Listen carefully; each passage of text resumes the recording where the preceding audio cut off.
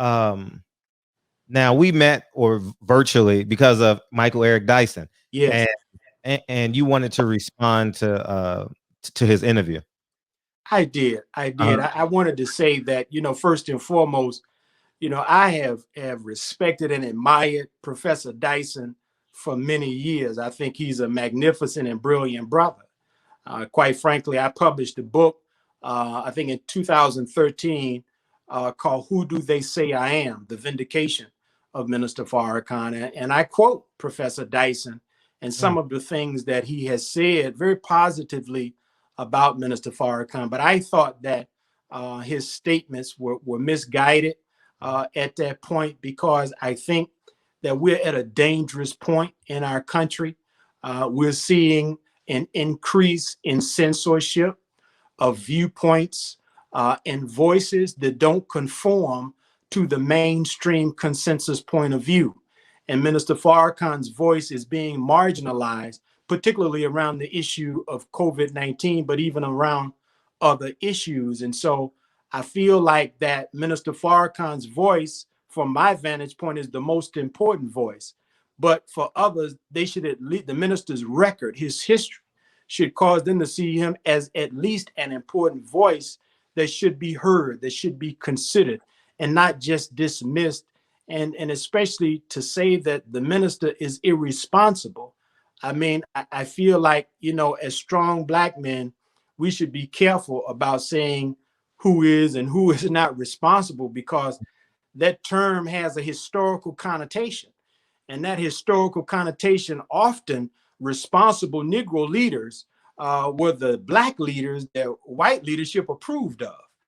And I don't think any of us who necessarily are advocating for justice against unjust systems of oppression necessarily want to feel like we are approved of by those whom we are fighting against. And so I just thought that our brother should have thought through what he said. And I don't think that he's right and correct with respect to characterizing Minister Farrakhan as being irresponsible. There's a great long history, my brother, as you and I both know, where the medical establishment has been an enemy to Black people in this country. And mhm. so our distrust of the medical establishment is well warranted. I actually shared a video clip on my Instagram page maybe a day or two ago. Mhm. And it was a quote from a beautiful sister who's a magnificent researcher herself, Sister Harriet Washington. And she wrote the great book, Medical Apartheid. And I mean, really, her historical work is without peer in terms of documenting the medical establishment's crimes against Black America. And she said, she was reading the Final Call, and she saw the headline and she thought it was quite hyperbolic or sensational.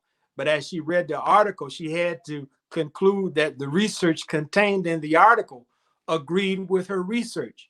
But these are histories that cause us to look askance nowadays at the push and the drive to make Black people, to make Native Americans, to make our Latino brothers and sisters at the front of the line for an experimental vaccine that, by their own admission, only has emergency use authorization. And so this is why I think that Professor Dyson's commentary against the Honorable Minister Louis Farrakhan was wrong. What's the solution for COVID, uh, or the alternative method to vaccines? Well, in the Nation of Islam, we are not anti-vaxxers. Let me say that. We're not a group of people who say that all vaccines are bad. However, there is a lot of evidence that shows that the pharmaceutical industries that are behind the current vaccines are putting out vaccines, number one, that are not safe.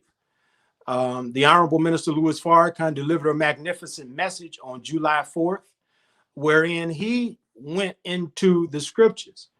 And he said, when you look at COVID-19, and how it has become a scourge in America and around the world, he said that COVID-19 is like what you read in the Bible and the Holy Quran, where when there were nations who became so corrupt that their evil began to outweigh their good and they rejected right guidance, God would send a pestilence. Certainly the most famous of these episodes was when Moses, who was a liberator of the enslaved, it was time for the children of Israel to go free. And Pharaoh didn't want to let the children of Israel go. And so God visited ancient Egypt in the Bible with plagues and with pestilence, etc. So there's a spiritual component that's missing. And that's another mystery to my brother, Professor Dyson's commentary, because I know he's a theologian. I know he's a student of the scriptures.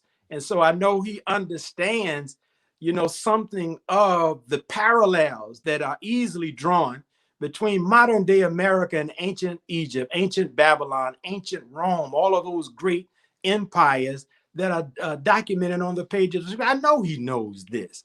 And so he should have really been one to consider Minister Farrakhan's viewpoint that this, science aside, let's look at the spiritual aspect and consider that since most of us say that we came over here in 1619, even though the Honorable Elijah Muhammad says it was 1555. But for the sake of argument, Brother Fred, let's just say it was 1619. Well, 2019 is 400 years. Then that means then that a period of 400 years has been completed. It's time for our exodus. Well, if it's time for our exodus and the powers that be don't want to let us go, don't want to help us to establish ourselves in a land of our own, then what is the response of God? That's a question. But Minister Farrakhan has stated also in that July 4th message, he said that 90 miles off the coast of Florida is the nation of Cuba. Cuba has a very decorated history as being a medical powerhouse. When Nelson Mandela was freed from prison, one of the gifts of the Cuban people under Fidel Castro to South Africa was that send us any of your young people who want to become doctors, and we will train them for free and send them back to you as educated medical professionals. And China utilized alpha interferon treatments that the Cuban medical establishment developed to help to control COVID-19 in China. Alpha interferon has proven to be one of the most effective therapies. Even in the Nation of Islam, our medical professionals were using it back in the early 90s to treat HIV and AIDS. And so Minister Farrakhan has said that, under President Obama, he had begun to ease tensions between America and Cuba.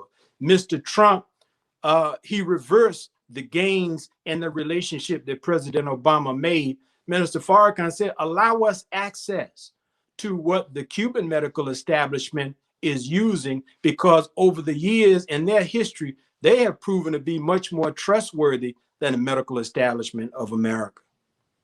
Now, in that same interview, probably, I'm sure if you heard this part, he also said it's not the science that Black people are afraid of, it's the scientists. Did you catch that part as well? In which part? In the interview, he said, so it's necessarily not the science, but the scientist who wants to pray. You mean Professor Dyson? Yeah, yes, Professor Dyson. Okay. Yeah, about the as it pertains to vaccines. Now, I'm real ignorant as it pertains to this. What's the connection of the Nation of Islam with Scientology? Well, in the year 2010, around the same period of time that Minister Farrakhan organized a research group, as I mentioned a few minutes ago, Minister Farrakhan was approached by some brothers and sisters in the Nation of Islam who had benefited from a mental health treatment modality that was pioneered by Mr. L. Ron Hubbard, the founder of the Church of Scientology, called Dianetic auditing. And Dianetic auditing is a treatment modality that helps individuals who have areas of their life that have been impaired or ill-affected as a result of traumatic, painful experiences in their life. Now, Minister Farrakhan, having been a minister, my brother, have you ever did any work in the ministry? No, I've been to a mosque here in Los Angeles. I go maybe once a year, once every 2 years. So. But you're a barber, am I correct? No, I'm not a barber, but the concept is free speech. So Perfect. yeah, that's the concept. Only reason why I asked the question is because a lot of times ministers and barbers have a shared experience. Okay. And that experience is that a lot of times we are counselors for members of the Black community. You know, a lot of times the barber and the beautician, you know, once you start working on a brother's hair or a sister's hair, you know, they express everything that they relaxed. I mean, you know, like, man, I got problems on the job. My old lady trying to leave me. My children won't obey me. The dog won't even go get the paper for me. So I say that because as a context, when you are dealing with people, I know we see Minister Farrakhan as this bold and bombastic preacher and speaker of truth to power, but he's actually a minister, and he's been a minister since the 50s. And when you deal with our people in those kinds of situations where we're having the challenges of life, and a lot of us have been abused, a lot of us have been mistreated, and all these kinds of things that create various mental health challenges in the Black community, all these kinds of pathologies, right?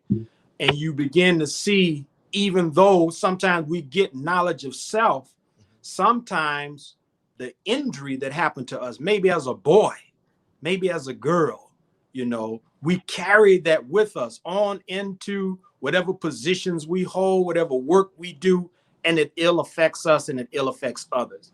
Long story short, Minister Farrakhan saw Dianetic auditing as something that could help the Nation of Islam and ultimately help Black America, because even nowadays, my brother, when people talk about reparations, it's always about money. Rarely is the conversation pivoting toward the mental condition of our people.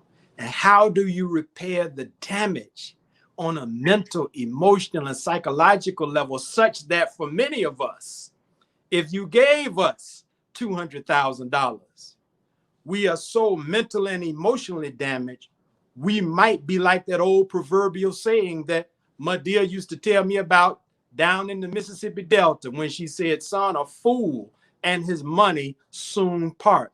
And so if we don't heal the mental and emotional wounds that we have accrued of being a Black man and woman in a hostile American environment, then they could give us money, but they know it's just a few days. We'll be giving that money right back.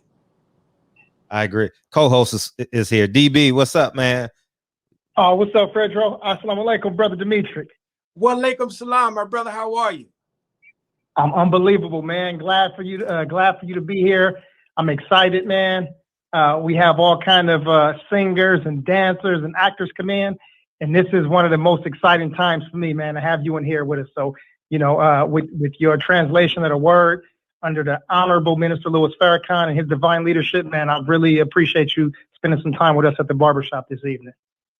Brother, I am so honored, and I was communicating back and forth with your assistant earlier, Patty.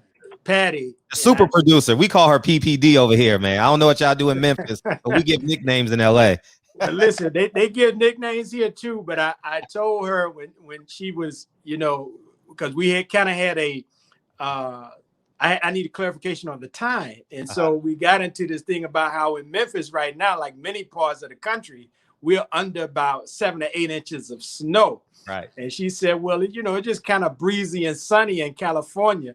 And I said, yeah, that sounds awesome. I feel real jealous right about now. And